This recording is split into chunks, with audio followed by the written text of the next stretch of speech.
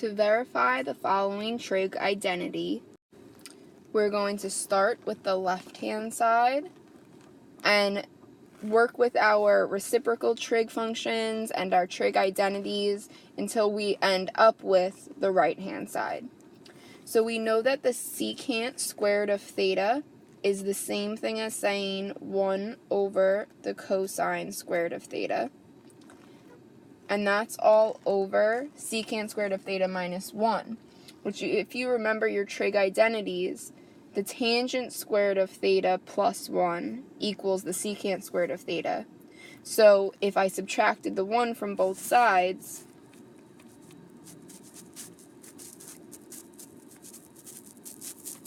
I would end up with the tangent squared of theta equaling the secant squared of theta minus 1. So because of that, I'm going to replace that denominator with the tangent squared of theta. Now the tangent squared of theta, or tangent of theta squared, is the same thing as saying sine of theta squared over cosine of theta squared. We know that dividing fractions are the same thing as multiplying by the reciprocals.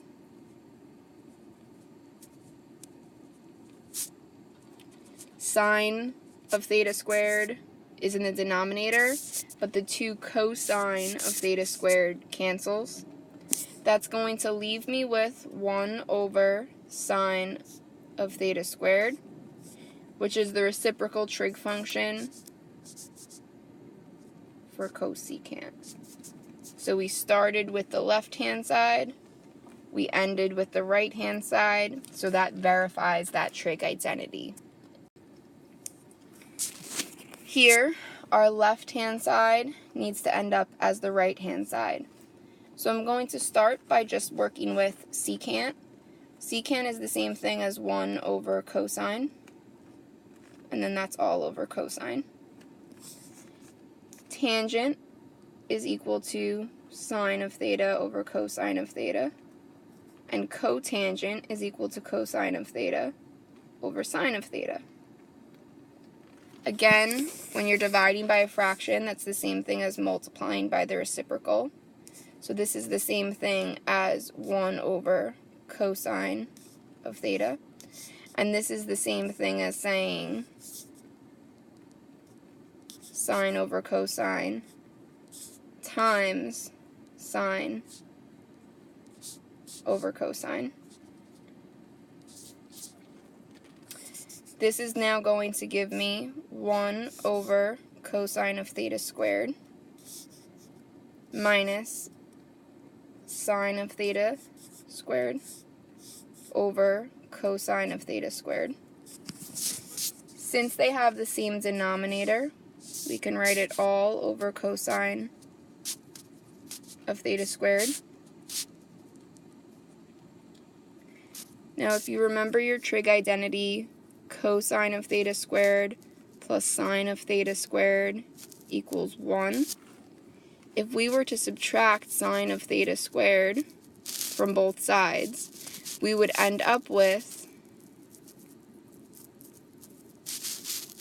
cosine of theta squared equals 1 minus sine of theta squared. So I'm going to replace that numerator with cosine of theta squared. The denominator is also cosine of theta squared. Anything divided by itself is 1. So I again started with the left-hand side and I finished with the right-hand side. So that verifies my trig identity. Finally here, again we're going to start with the left-hand side and finish with the right-hand side. You can do this in reverse, but sometimes it's just easier to start it the way that they wrote it for you. Instead of theta here, we're using x. You can use any variable there. Theta and x are the 2 most popular.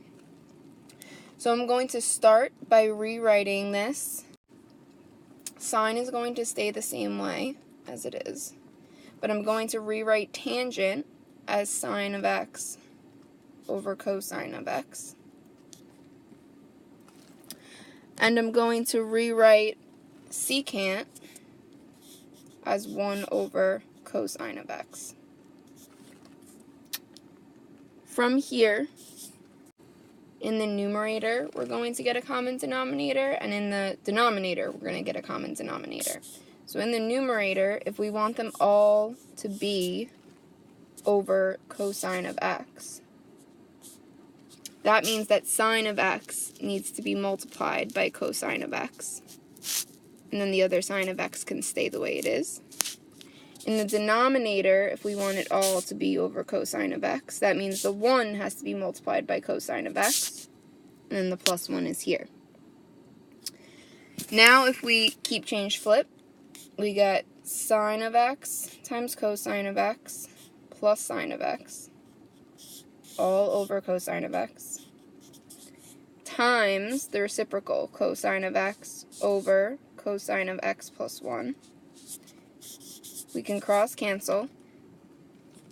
This will then leave us with sine of x times cosine of x plus sine of x, all over cosine of x plus 1. Now in the numerator, we're going to factor out the sine of x. So since both terms have sine of x, we are going to factor out the sine of x. That leaves us with cosine of x plus 1, because anything divided by itself is 1. And in the denominator, we have cosine of x plus 1. So here we can see that cosine of x plus 1 and cosine of x plus 1 is in the numerator and the denominator. So this entire quantity cancels with this entire quantity, and we're left with just the sine of x. So again, we started with the left-hand side, and we finished with the right-hand side. So we verified the identity.